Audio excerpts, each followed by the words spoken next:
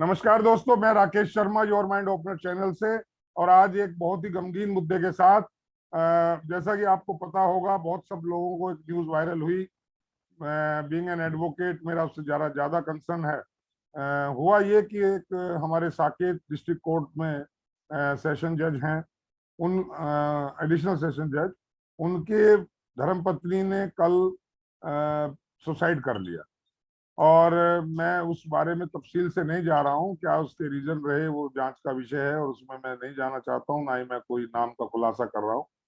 लेकिन बहुत ही दर्दनाक और बहुत ही दुखद घटना हुई। पूरा लीगल फेटर्निटी उससे स्तब्ध रह गया। बिकॉज जो मरहूम थी उनकी एज अभी बताया जा रहा है कि अबाउट 40 और 41 ईयर्स और सम प्लस माइनस 1 ईयर। तो बात ये उठती है कि एक सोचने पर हम और आप सभी विवश हैं कि ये आखिर इस तरह की टेंडेंसी डेवलप क्यों हो रही है। माना यह जाता था कि सुसाइड वो करेगा जो या तो आर्थिक तंगी से जूझ रहा होगा, या कहीं उसको अपना फ्यूचर नहीं दिखाई दे रहा होगा, या उसके कहीं मान सम्मान में कहीं कोई कमी उसे लग रही होगी, डिप्रेशन में चला गया होगा, या कहीं कोई उसको अबेटमेंट किसी ने किया होगा, किसी ने उसको उकसाया होगा। लेकिन इस केस ने कुछ सोचने को हमें मजबूर ये किया कि एक अच्छा भला खाता पीता परिवार है, समाज में उसका सम्मान है, फ्यूचर सिक्योर है, एंड फाइनेंशियली साउंड है, और एज भी बिल्कुल एक मतलब ऐसा नहीं है कि बहुत ओल्ड एज है या कोई बीमार है या कोई और किसी डिप्रेशन के शिकार है, इस तरह की कोई बात नहीं। तो उसके बावजूद अगर इस तरह की घटना होती है तो ये सोचने को विवश करती है, मजबूर करती है हर जागरूक इंसान को कि इसके पीछे आखिर रीजंस क्या है, and how or by which way we can prevent this type of bad incidents. तो आज हम इसी बात पे चर्चा करेंगे। हमारे साथ आईसीआईसी से डॉक्टर लता सुरेश हैं, बहुत ही जानी मानी रिसर्चर हैं, और आप इनका बहुत सोशल एक्टिविस्ट भी हैं, एंड इनका एक बहुत बड़ा नाम है इस तरह के जो थीसिस और जिस तरह की जो डिबेट्स में इन्होंने बहुत बढ़ चढ़कर हिस्सा लिया, बड़े उनके लेक्चर और पेपर्स भी पब्लिश हुए हैं। तो मैं उनका वेलकम करता हूँ। डॉक्टर लता, आपका वेलकम। धन्यवाद सर। हमारे साथ सुप्रीम कोर्ट धन्यवाद से एडवोकेट प्रभात कौशिक जी हैं। प्रभात जी, आपका वेलकम है। हमारे साथ मेरठ से दृष्टि जुड़ी है। मैं दृष्टि का भी वेलकम करता हूँ। दृष्टि बहुत ही मोटिवेशनल लीगल प्रोग्राम्स चला रही है मेरठ में, और बड़ा इंस्पायरेशन दे रही है यंगस्टर्स को। और ये जो टेंडेंसी है यंगस्टर्स में, दृष्टि बहुत ज्यादा है। एंड हमारे साथ डॉक्टर आरपी पराशर हैं, जो साइकेट्रिस्ट हैं और presently is working as an MS medical superintendent Panchakarma hospital, Prashant Vihar Rohini. तो मैं आप सबका वेलकम करता हूं। और मैं सबसे पहले डॉक्टर लता आपके पास आ रहा हूं। Sir. In your point of view, what are the reasons why the ladies, I mean females are की tendency in comparison to male ज्यादा है सुसाइडल की तरफ?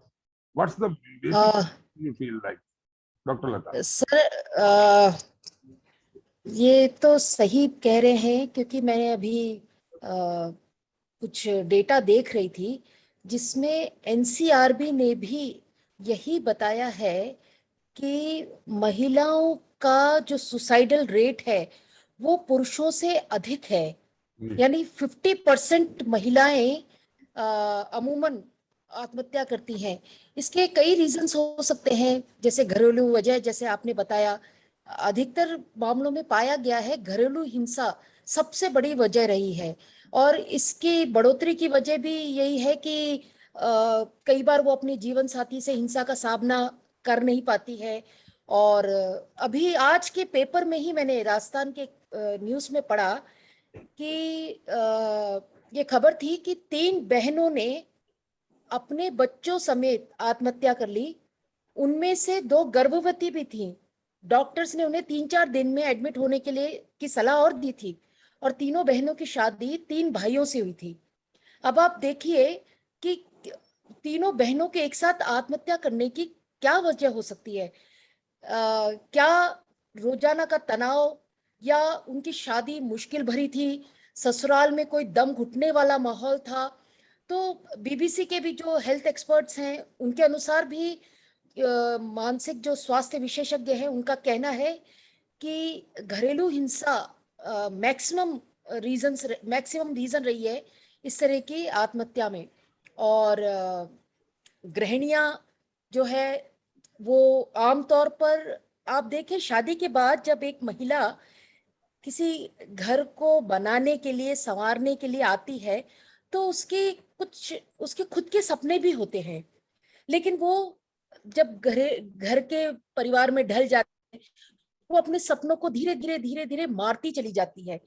वो एक हम लोग मैनेजमेंट में एक वाक्य है मी टाइम। वो जो मी टाइम है यानी हमारे लिए जो थोड़ा सा 1 घंटे का जो टाइम हमें चाहिए होता है वो कहीं ना कहीं महिलाएं निकाल नहीं पाती हैं। वही और मिस होता है, वो स्पेस जो चाहिए लेडी जी को वो नहीं मिल जी पाता। वो एग्जैक्ट नहीं मिल पाता। वो जो जी। मी टाइम है बहुत जरूरी होता है किसी भी मनुष्य के लिए कि कुछ देर अपने लिए वो स्वयं निकाले और स्वयं को कहीं आत्मसात करें, अपने बारे में सोचे, अपने पैशन के लिए जिए। वो जो जब वो लेकिन महिलाओं में कहीं ना कहीं ये कमी दिखती है। कहीं ना कहीं वो परिवार के साथ इतना व्यस्त हो जाती हैं अपने लिए समय नहीं निकाल पाती और फिर धीरे धीरे परिवार उनसे कटना शुरू हो जाना कह सकते हैं।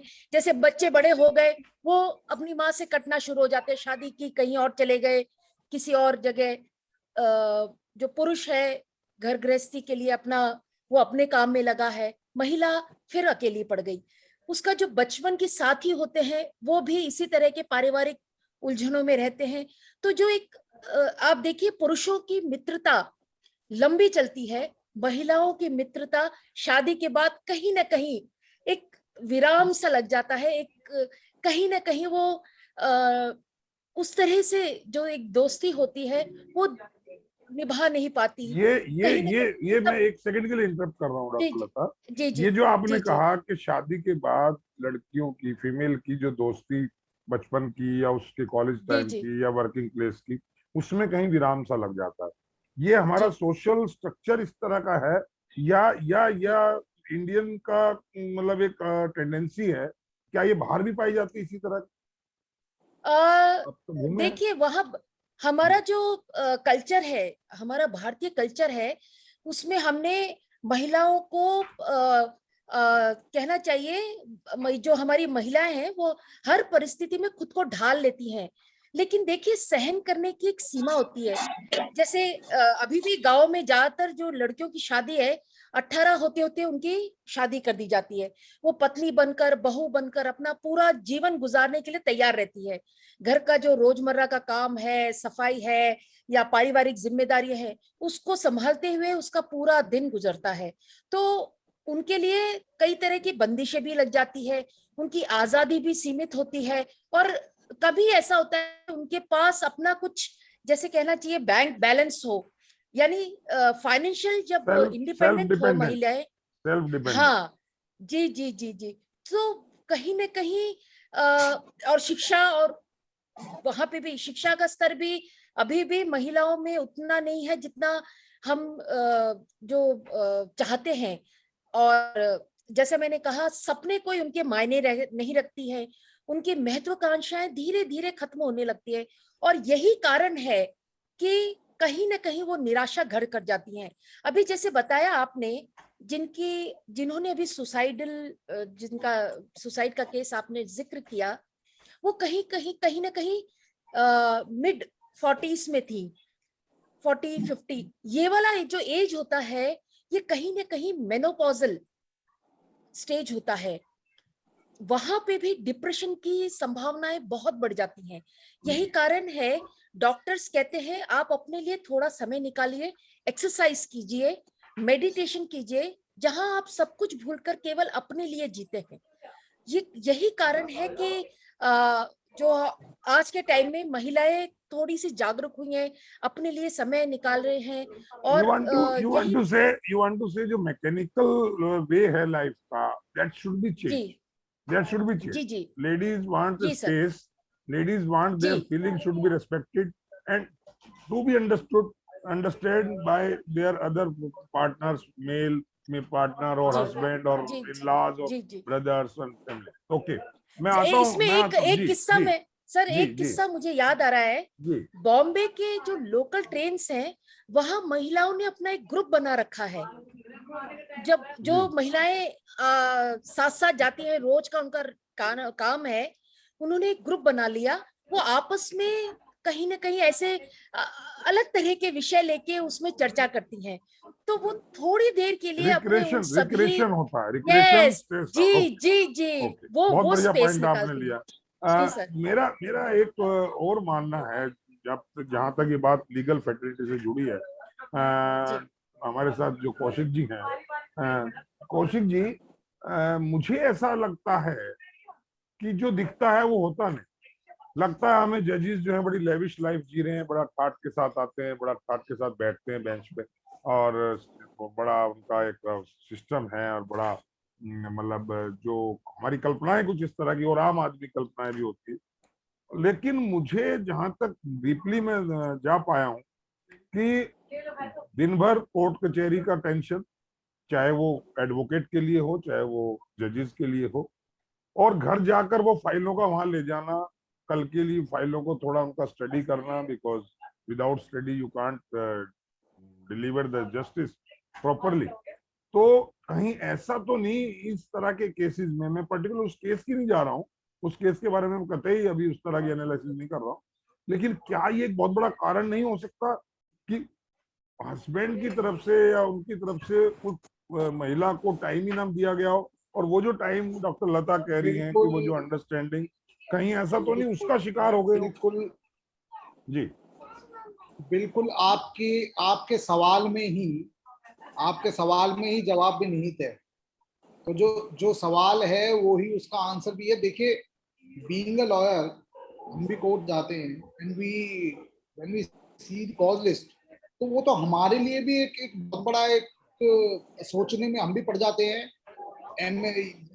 NI एक्ट वगैरह की जब हम कॉज लिस्ट वगैरह देखते हैं, 150 केसेस एक दिन में।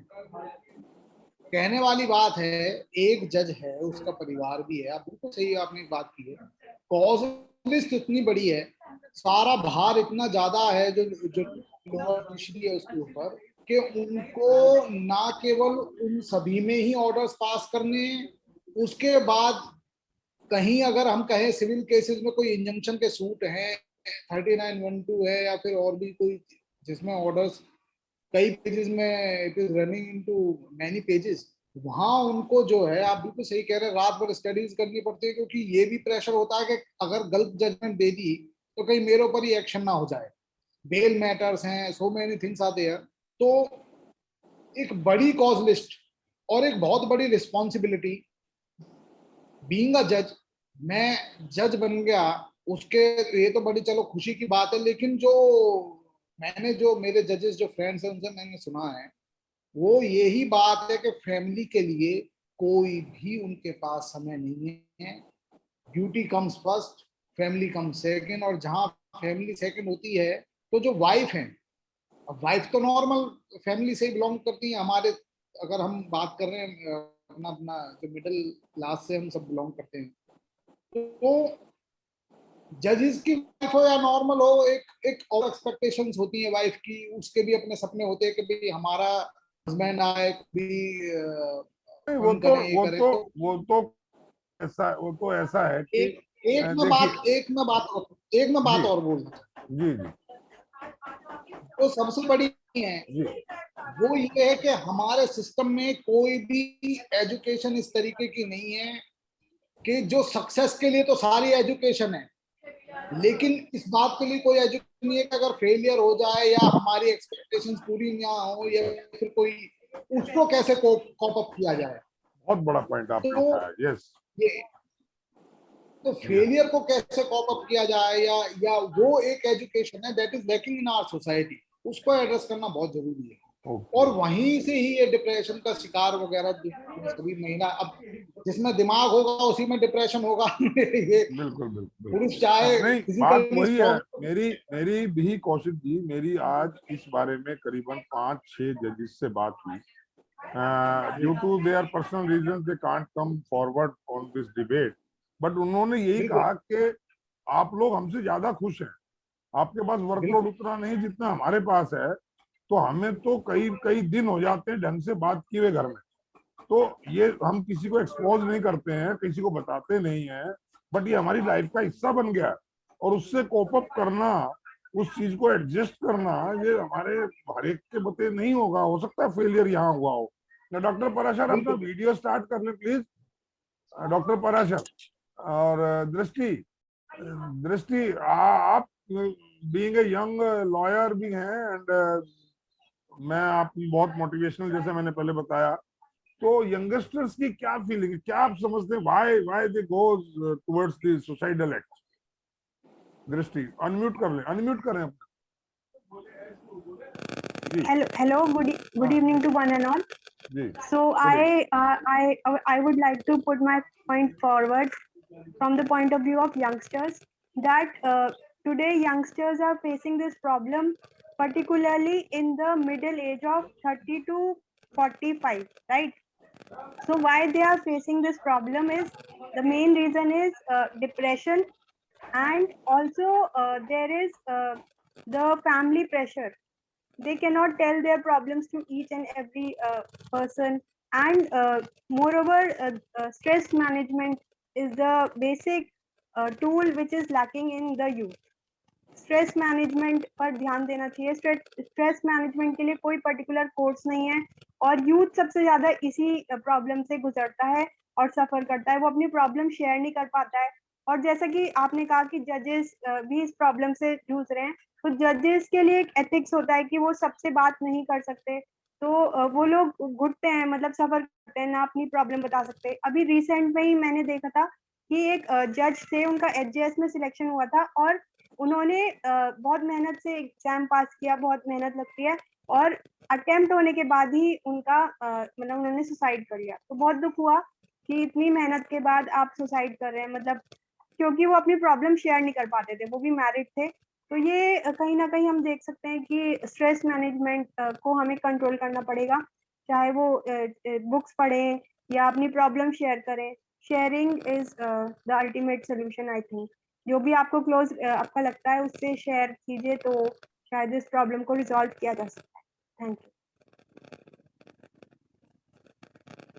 यू। को सुना डॉक्टर लता आपने, ये जो यंगस्टर्स की एक डिफरेंट टाइप की इन्होंने प्रॉब्लम बताई है, और यही प्रॉब्लम धीरे धीरे धीरे धीरे जनरेट होके 40 में 45 में कहीं इस तरफ बहुत ज्यादा उसका प्रेशर बन जाता है।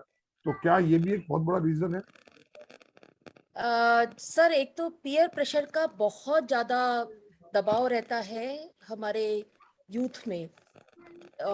सबसे जो कारण मैं समझती हूँ, ये जो जरा सा कुछ होते ही उनको लगता है कि सब कुछ मिल जाए, यानी एक एक स्टेप नहीं चढ़ के सीढ़ी, वो चाहते हैं एक छलांग लगा लें, वहां दिक्कत आती है। अगर आप एक एक स्टेप चलेंगे वो ज्यादा बेटर होगा। और अशोक वाजपेयी जी ने भी कहा है कि मौसम बदले ना बदले, हमें उम्मीद की कम से कम एक खिड़की हमेशा खुली रखनी चाहिए। तो वो जो एक डिप्रेशन वाली बात है जिसकी हम बार बार जिक्र कर रहे हैं, तो ये कहीं ना कहीं मुझे लगता है कि हम इसको आपस में बातचीत करके इसको सुलझा सकते हैं। और जो आप महिलाओं की बात कर रहे हैं, मैंने जैसे पहले भी बताया, बुजुर्ग आजकल ज्यादा कर रहे हैं। 15 से 29 साल की उम्र में सुसाइड केस करीब 36% है, जबकि उसके ऊपर 50% नोट की गई है। एनबीआरसी की रिपोर्ट है ये, और उसमें भी भारतीय महिलाएं ज्यादा होती हैं। सो कारण कुछ भी हो, कई बार आज के टाइम की अगर मैं ऐसा तो नहीं आज के डॉक्टर टाइम लता, ऐसा तो नहीं जी लेडीज ज्यादा सेंटिमेंटल उसमें होती हैं, ज्यादा सेंटी हो जाती हैं, या बहुत ज्यादा, मेरा मतलब भावुक होने के कारण और बिल्कुल कंट्रोल ना सही कर बात है। पाने के कारण एकदम जी स्टेप जी लेती? बिल्कुल। यही कोई रीजन? मैं बिल्कुल आपकी बात से सहमत हूँ। और मैं एक और बात रखना चाह रही थी इसमें। जो अमूमन देखा गया है, हम सॉल्व नहीं करने की कोशिश करते किसी भी चीज को, हम रिएक्ट करते हैं तुरंत। वो जो जी रिएक्शन है वहां प्रॉब्लम आती है। हम सोचने में जरा सा भी समय नहीं लेते, कहीं कहीं हम मुझे तुरंत। लगता है हाँ, कि जब आदमी इस तरह की विक्टिम होता है, उसको लगता है कि तू अकेला पड़ गया है, तेरे पास अब कोई ऐसा आदमी नहीं है, शख्स जिससे तू अपनी प्रॉब्लम को शेयर कर सके, तब शायद इस तरह की टेंडेंसी पनपती है कि तेरा कोई नहीं है and you are useless for this society, for the family और फॉर द सर रिलेटिव्स और फॉर एक्चुअली एवरीबॉडी। एक्चुअली जी सर मुझे लगता है आज के टाइम में ये जो सोशल मीडिया है, जी इसने भी लोगों को जोड़ने से ज्यादा तोड़ने का काम किया है। कहीं ना कहीं आप सुन रहे होंगे इन दिनों साइबर क्राइम की गतिविधियां भी बहुत ज्यादा बढ़ चुकी हैं। जी जी कई जगह फ्रॉड्स भी हो रहे हैं। कहीं ना कहीं ये तनाव भी है कि चाहे वो फाइनेंशियल क्राइम हो, फाइनेंशियल मतलब कुछ फ्रॉड हुआ हो किसी के साथ, जो अपने घर में वो बता नहीं पा रहे हो, खास तौर से ये युवा। दूसरा कारण है कोई सेक्सुअल प्रॉब्लम, या सोशल मीडिया के थ्रू किसी के साथ ऐसा कनेक्ट हुए और उसने कुछ गलत व्यवहार किया। ये कारण भी शायद मुझे लगता है सुसाइड के केसेस इसी बनते जा रहे इसी हैं से आजकल। जुड़ता हुआ आपने बहुत पॉइंट किया उसको, इस जुड़ता जी हुआ जी एक रीजन, अभी मैं डॉक्टर साहब के पास आ रहा हूँ, क्या फिजिकल सेटिस्फेक्शन और या रिलेशन में जो सेटिस्फेक्शन का ना होना भी इसका एक बहुत बड़ा अहम कारण बन जाता है थोड़े थोड़े दिन बाद, as per your studies and all that means. आप सुन पा रही डॉक्टर लता? हाँ जी सर, मैं, आपने मेरे से पूछा सर? हाँ, मुझे मतलब लगा आप डॉक्टर पाराशर से पूछ रहे हैं। मैं इस सवाल के लिए आपके पास भी आऊंगा, मैं अभी डॉक्टर साहब के पास जा रहा हूँ। डॉक्टर साहब, आपने सुना जी सभी पैनलिस्ट को, तो जी we are focusing upon the reasons behind that tendency. तो आप जी बीइंग एन एक्सपर्ट क्या कहना चाहेंगे इसमें, क्या क्या बताना चाहेंगे? एक पुरानी कहावत है, जी हर पुरुष की सफलता के पीछे एक महिला का हाथ होता है। जी और वो आज भी उतनी ही प्रासंगिक है, उतनी ही रिलेवेंट है वो कहावत, क्योंकि एक महिला अपना पूरा जीवन जो है उस परिवार और अपने पति के सफलता के लिए लगा देती है। जी लेकिन इस बीच में उसकी अपनी जो पर्सनैलिटी है वो कहीं गुम हो जाती है। परिवार और पति और घर, इनको संभालने में इतनी व्यस्त हो जाती है एक पत्नी कि उसको अपने बारे में सोचने का वक्त ही नहीं मिलता, या उसको प्राथमिकता के तौर पर लेना ही बंद कर देती है एक महिला। वो सिर्फ बच्चों, घर और पति के वेलफेयर तक ही सीमित हो जाती है। अब होता क्या है कि अगर मियाँ बीवी दोनों वर्किंग हैं, उसमें भी प्रैक्टिकल ये देखा जाता है कि घर की जिम्मेवारी भी महिला पर ही ज्यादा आती है, और वो इतनी व्यस्त हो जाती है कि सुबह से शाम तक घर का काम भी निपटाना, ऑफिस का भी निपटाना, ऑफिस का प्रेशर है, घर की देखभाल का मुद्दा है, तो वो एक एक्स्ट्रा ऐसा वर्क स्ट्रेस रहता है कि उसको झेल नहीं पाती है। और और उसमें अगर भी ये रहता है डॉक्टर साहब, मैं रोक रहा हूँ, कि लेडी अगर ऑफिस में काम कर रही है या बिजनेस में है या किसी भी मतलब प्रोफेशन में है, तो वो काम करेगी ही। उसके एडिशन में जैसा आपने कहा कि वो बच्चों को भी संभालेगी, घर का खाना भी बनाएगी और भी कोई काम करेगी, और ये माना जाता है कि ये उसका ड्यूटी है, ये कोई ऑब्लिगेशन नहीं है। और वो उसमें पिसती है कि मेरा काउंटर पार्ट, मेरे हस्बैंड या मेरे जो मेल पार्टनर है, वो अगर ऑफिस जाते हैं आते हैं तो don't touch any house hold work, और मुझे वो सब करना पड़ता है। तो क्या ये भी सुसाइडल की तरफ जाता है? जी, मैं यही अगर मैं आगे यही कहना चाह रहा था कि जी उस जो प्रेशर एक हो जाता है 24 घंटे का, तो वो भी एक नाउम्मीदी की तरफ ले जाता है। और अगर महिला वर्किंग नहीं है तो क्या होता है कि बच्चे चले गए स्कूल में, कॉलेज में, पति ऑफिस में, तो वो जो अकेलेपन की समस्या आती है, वो सबसे बड़ी एक ऐसी हमारे सामने दिक्कत आती है कि उसका हल आमतौर पर नहीं निकल पाता है, क्योंकि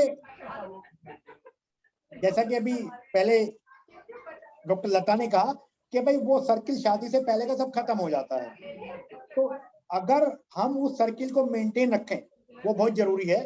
एक नया सर्किल बनाएं अपने पति के दोस्तों की फैमिली या उनके साथ, या अपने जो परिवार के सदस्य हैं उनके साथ, या अपनी दोस्तों के साथ। तो वो एक सर्किल बना रहना जरूरी है ताकि जो टेंशन है वो रिलीज हो जाए। अगर हम कोई प्रॉब्लम शेयर करते हैं, जब साझा करते हैं, तो वो टेंशन रिलीज हो जाती है और पाइल अप नहीं हो पाती। अगर वो हम किसी से साझा नहीं करते हैं, घर में अकेले हैं या वर्क प्रेशर की वजह से टाइम ही नहीं मिल पा रहा है, तो वो हमारे दिमाग में एक से एक ऊपर परत चढ़ती चली जाती है और अल्टीमेटली एक नाउम्मीदी की तरफ ले जाती है हमें, जबकि हमें कोई ऐसा रास्ता नजर नहीं आता कि जो मेरे जीवन के लिए वर्थ रखता हो। उससे भी बड़ी बात क्या कि हमें अपनी एजुकेशन में लाइफ स्किल मैनेजमेंट नहीं सिखाया जाता, जीवन कौशल प्रबंधन नहीं सिखाया जाता।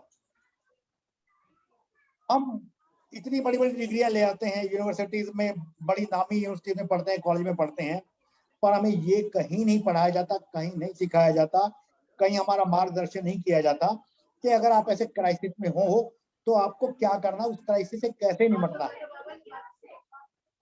काउंसलिंग एंड साइकोथेरेपी डेफिनेटली ये एक ऐसा फील्ड है जिसमें भारतवर्ष में अभी लोगों ने इस बारे में गंभीरता से तो क्या एक कैजुअल वे में भी सोचना शुरू नहीं किया है।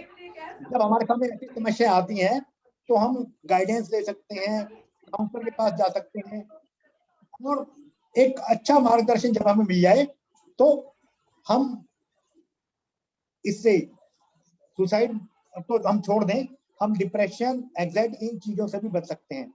लेकिन अभी हमारे में वो कल्चर ही डेवलप नहीं हुआ है। डॉक्टर साहब मैं इंटरप्ट कर रहा हूँ। मैंने कुछ ऐसे केसेस देखे हैं जो देखने में हमें बिल्कुल नॉर्मल लाइफ जीते हुए लगते हैं, सोशल प्लेटफॉर्म पर बहुत हंसते हैं, हंसाते हैं, बात करते हैं, आपको उन्हें देख के लगेगा इनसे ज्यादा सुखी आदमी कोई नहीं है, आपको लगेगा ये बहुत मस्त हैं, बड़े, इनका कोई परेशानी नहीं है।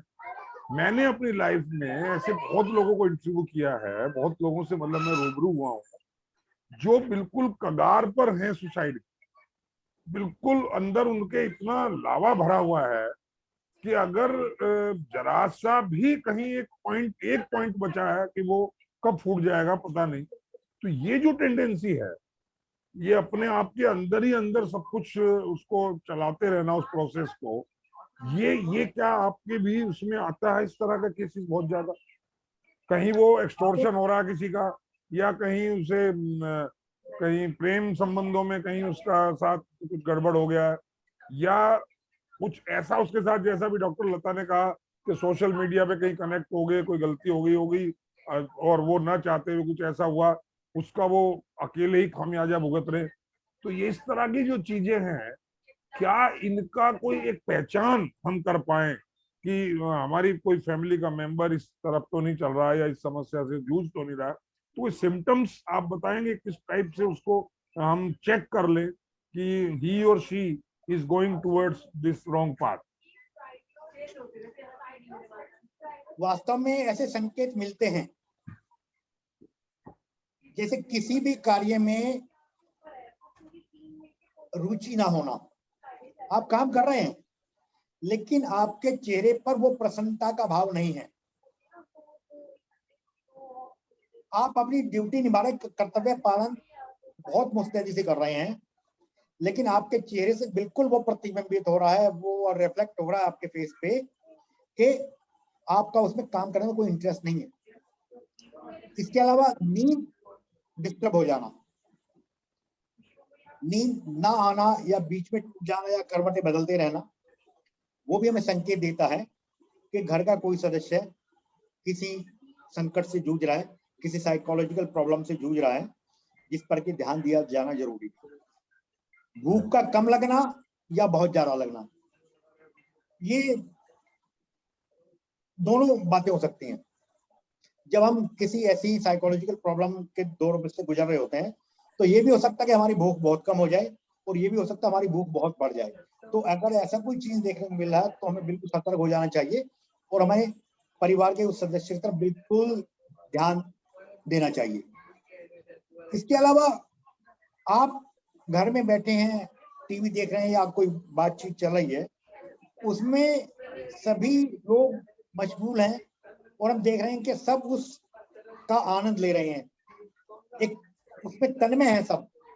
लेकिन एक हम देख रहे हैं कि घर का एक सदस्य बैठा जरूर है पर उसका रिएक्शन ऐसा कुछ नहीं आ रहा जिससे हम ये अंदाजा लगा सकते हैं कि हाँ, अगर वो कहीं वो कुछ सोच रहा है, उसके मन में उसके अंदर आंतरिक द्वंद्व चल रहा है, कोई वो अंदर अंदर कुछ सोच रहा है, वो वहां नहीं है जहाँ बैठा है। एग्जैक्टली। डॉक्टर लता कुछ कह रही है। यस डॉक्टर लता, अनम्यूट कर रहे, अनम्यूट कर। जी सर, इसमें मुझे एक इंसिडेंस याद आ रहा है, पता नहीं इस फोरम में मुझे बोलना चाहिए कि नहीं, आप बोलिए। मुझे एक सर मुझे एक यूनिवर्सिटी में लेक्चर के लिए बुलाया गया था, मोटिवेशनल लेक्चर था। बीइंग अ इन्फ्लुएंसर मुझे कई जगह इनवाइट किया जाता है, तो वहाँ मैंने एक लेक्चर दिया था पॉजिटिविटी पे।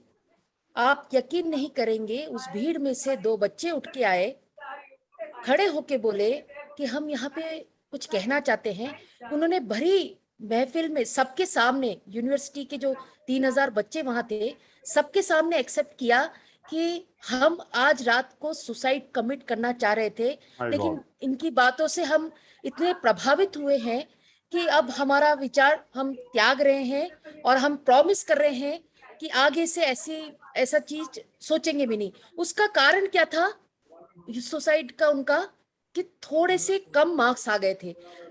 शुरू से लेकर अब तक वो अभी तक फर्स्ट आते रहे हैं क्लास में, लेकिन सेकंड ईयर में उनके मार्क्स कुछ कम आए और बस यही वजह थी, डिप्रेशन में चले गए और उन्होंने इतनी बड़ी बात सोच ली। आप मतलब उस समय, उसके बाद आप को मुझे बताते हुए बहुत खुशी हो रही है। उस बच्चे ने मुझे एक बार, उसके बाद 1 साल के बाद, मैं तो इंसिडेंट्स भूल गई थी, 1 साल के बाद उस बच्चे ने मैसेज करके कहा मुझे गवर्नमेंट में जॉब मिल गई है और ये सब केवल आपकी वजह से। अगर उस समय मुझे वो मोटिवेशन नहीं मिलता तो शायद मैं आज इस दुनिया में नहीं होता। तो मैं मतलब मेरा कहने का तात्पर्य ये है सही टाइम पर सही डायग्नोज करके और सही ट्रीटमेंट मिलना हमें अपने जो आसपास के लोगों का दर्द बांटना होगा, उनकी बातें सुननी पड़ेगी।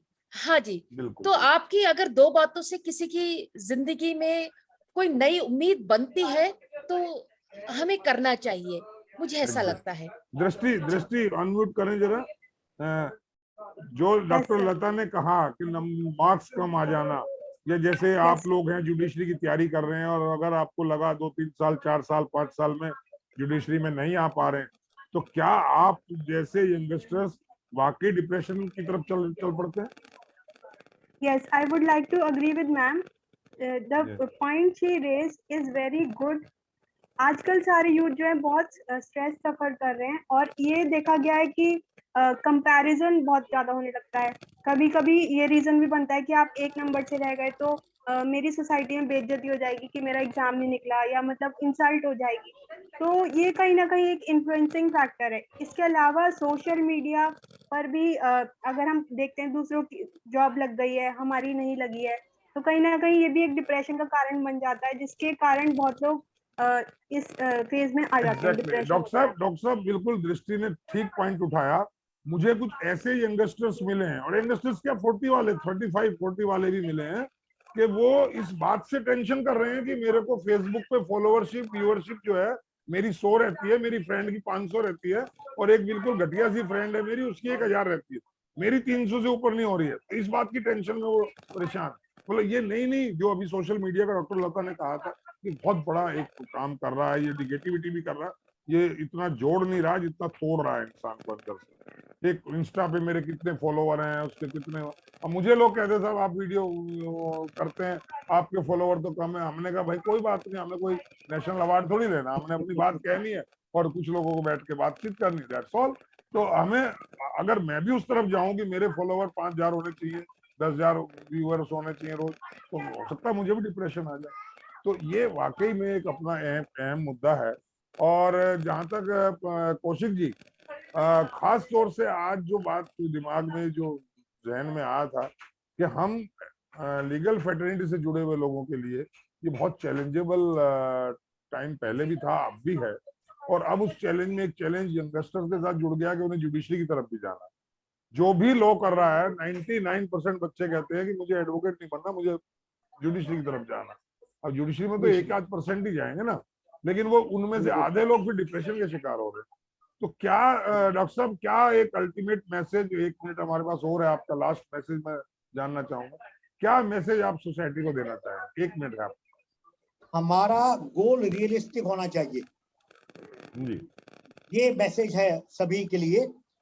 अगर हमारा गोल रियलिस्टिक नहीं है, चाहे जुडिशरी है, चाहे मेडिसिन है, चाहे इंजीनियरिंग है, भाई अगर सीटें 1,000 हैं, कैंडिडेट 10,000 हैं। इसी तरह जॉब की बात है, वैकेंसी 10 है, कैंडिडेट 150, 200, 250, 300 खड़े हैं।